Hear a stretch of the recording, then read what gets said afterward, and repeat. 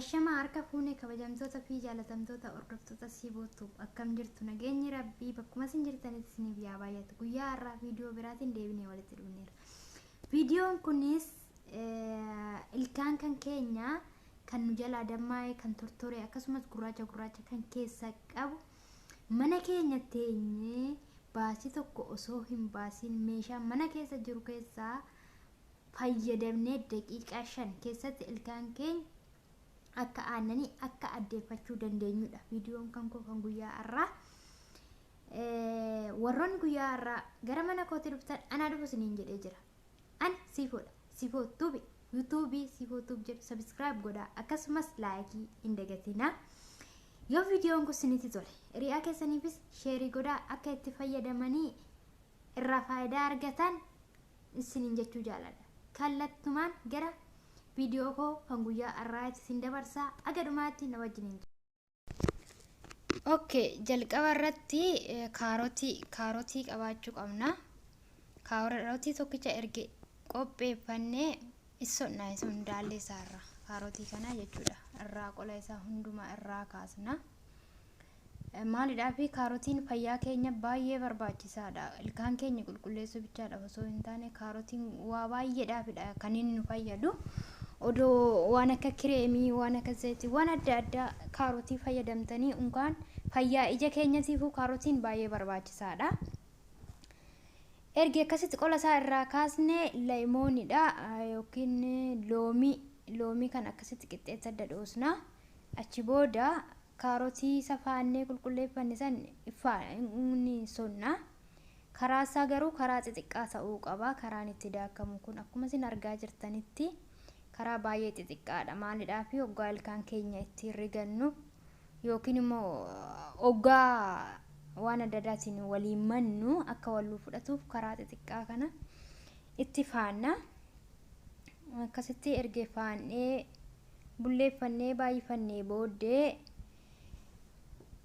irraa fudhannee asitti naqanna. Akkuma argaa jirtan kana iskiriin irratti argaa jirtu. Kana kaashuuga tokko erga fudhannee maal nu barbaachisaa? Soogiddas akka nu hin gubnetti nu guba waan ta'eef dandeenya waan hin jennu kaashuuguma wadhakkaatti nanna. Leemoonidha. Loomii kaashuuga 2tti naqna. Bishaan isaa jechuudha. Bishaan isaa kaashuuga 2tti nanna. Bishaan isaa kaashuuga 2 erga itti nannee waliin keenya sirriitti akka inni wal fudhatutti jechuudha. Maalidhaafi bishaan isaatii fi habba ta'ee akka kophaa hin teenye waliin geenya sirriitti walaa nyaatu.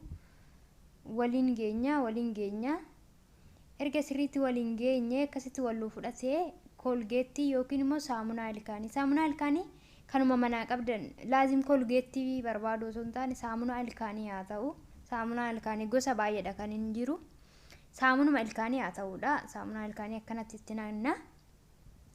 Erga akkanatti itti nannee waliin geenya sirriitti waliin geenya akka inni sirriitti wal fudhatutti jechuudha. Waliin geenye erga inni wal sirriitti wal fudhate in argitan isin akkuma iskiriin irratti argaa jirtan kanatti. Achi booddee maaltu nu hafe buruushii fuunee ilkaan kan keenya sirriitti riguu qabna. Gara awootitti illee filafiitidhaan illee jala isaatillee sirriitti ilkaan kan keenya itti qabnee riguu ni qabna. Irrinnaan yoo xiqqaate riguu isaa aga daqiiqaa 3 hanga daqiiqaa 4tti riguun sirriitti nu barbaachisa. Sirriitti aga daqiiqaa 2 yoo rinne daqiiqaa 2 hanga 3 yoo rinne beqa gurraacha keessaa yaasaa ilkaan dammaa'ee jallisaa bakka itti dammaa'ee jirutti ni qulqulleessa. Sirriitti qulqulleessa dhugaa waan baay'eetti fayyadamee faayidaa isaa irraa argadheedha. Isinis itti fayyadamaatii faayidaa isaa irraa argadha. Wanti gabaa deemtanii birrii keessan baastanii maal jettaniif hin jiru. Mana keenya keessatti waan argannuudha. Wanni mana keenya keessaa dhabame hin jiru. Itti fayyadama.